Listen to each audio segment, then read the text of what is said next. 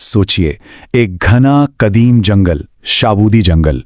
गांव वालों के लिए यह सिर्फ जंगल नहीं था, ये एक खौफ की अलामत थी। एक ऐसी जगह जहां सदियों से कहानियां सच्चाई पर पर्दा डालती आ रही हैं।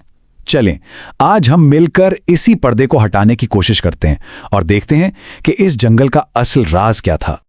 ये कोई मामूली जंगल नहीं था, बिल्कुल नहीं। ये तो था तवहुमात का गढ़, और सबसे बड़ा खौफ वो था साए का खौफ।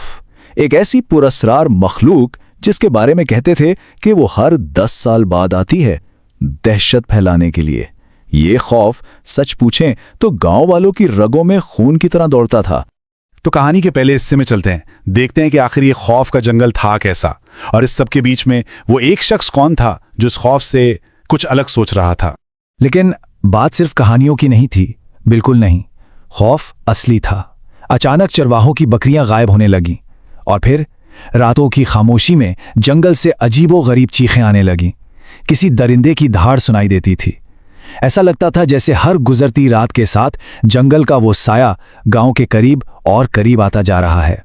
मगर इस खौफ के समंदर में ना एक उम्मीद का जजीरा भी था। एक 17 साला लड़का हारिस, मतलब जहां पूरा गांव डर रहा था, वहीं हारिस के दिमाग में सवाल उठ रहे थे। क्यों, कैसे? वो अफवाहों पर यकीन करने वालों में से नहीं था। उसे तो सच्चाई की तलाश थी, और बस यही तलाश, यही तजस्सुस उसे सीधा उस जंगल के दिल में लेकर जाने वाला था।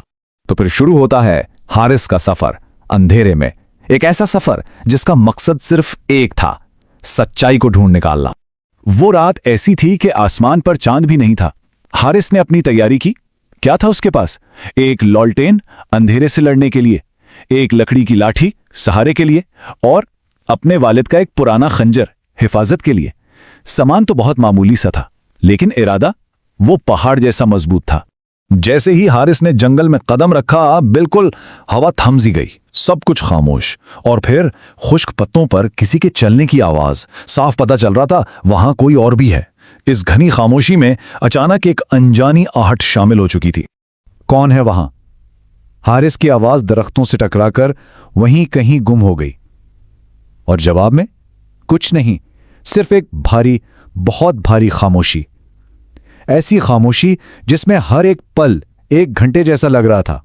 और फिर एक गहरी सांस लेने की आवाज, बहुत करीब से, इतनी करीब कि हारिस को लगा जैसे उसने वो सांस अपनी गर्दन पर महसूस की है। अब कोई शक नहीं बचा था, वो जंगल में अकेला बिल्कुल नहीं था। उसने जल्दी से अपनी लालटेन की रोशनी जमीन पर डाली, और वो देखते ही ठिठक गया। जमीन पर पंजों के निशान थे, लेकिन ये आम निशान नहीं थे। इतने बड़े निशान ना तो भेड़िए के हो सकते थे, ना ही किसी चीते के। आखिर ये क्या था? ये राज अब और भी गहरा हो गया था।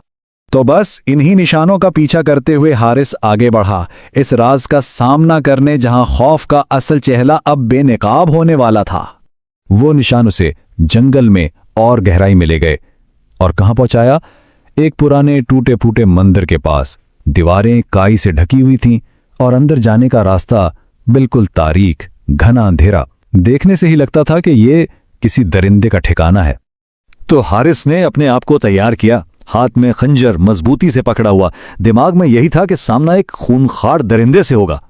लेकिन मंदिर के अंदर जो सच्चाई उसकी मुंतजिर थी, वो उसकी हर सोच, हर तवक्को से बिल्कुल बिल्कुल अलग थी। मंदिर के अंधेरे में वो दरिंदा था, एक शेर। लेकिन वो हमला करने के लिए तैयार नहीं था। वो तो जख्मी था, बेहद जख्मी। उसके पंजे में एक बहुत बड़ा कांटा फंसा हुआ था, और उसकी आंखों में गुस्सा नहीं, सिर्फ बेबसी और शदीद दर्द था। यानी पूरे गांव की दहशत का असल सबब दरअसल एक जानवर की तकलीफ थी। और यही था हारिस की बहादुरी का असल इम्तिहान।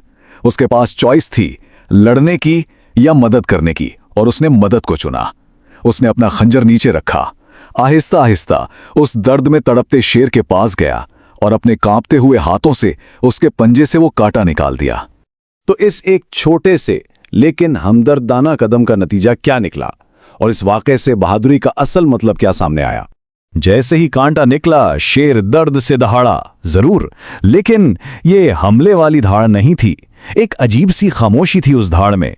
उसने एक पल के लिए हारिस को देखा, और फिर चुपचाप मुड़ा और जंगल के अंधेरे में कहीं गायब हो गया। और बस हारिस के इस एक काम से पूरे गांव में सुकून वापस आ गया। जानवरों का गायब होना बंद हो गया, जंगल से आने वाली वो खौफनाक आवाजें भी खत्म हो गईं।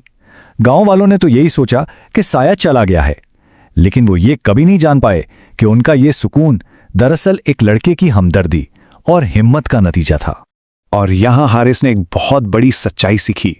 यही इस कहानी का मरकज है कि कभी कभी जिसे हम खौफ समझ रहे होते हैं वो दरअसल किसी और का दर्द होता है, एक ऐसा दर्द जिसे न हम देख पाते हैं न समझ पाते हैं। लेकिन इंतजार करें, कहानी यहां खत्म नहीं हुई। कुछ हफ्तों बाद जंगल में हारिस का सामना फिर उसी शेर से हुआ, मगर इस बार माहौल में खौफ नहीं था, सिर्फ एक खामोश अंडरस्टैंडिंग थी। शेर ने हारिस के सामने शुक्रगुजारी में अपना सर झुकाया, जैसे कह रहा हो शुक्रिया। ये सबूत था एक अनोखे रिश्ते का जो हमदर्दी से बना था। और असल बहादुरी यही है सही मानों में। ये मुकाबला करने का नाम नहीं है, बल्कि समझने का नाम है। खौफ से लड़ने का नहीं, बल्कि उस खौफ के पीछे छुपे हुए दर्द को पहचानने का नाम है। तो आखिर में एक सवाल सोचने के लिए, हम सब की अपनी अपनी जिंदगियों में ऐसे कितने साए हैं, ऐसे कितने खौफ हैं जो शायद दरअसल किसी का न समझा हुआ दर्द है। शायद हमें भी बस थोड़ा करीब जाकर समझने की हिम्मत करने की जरूरत है।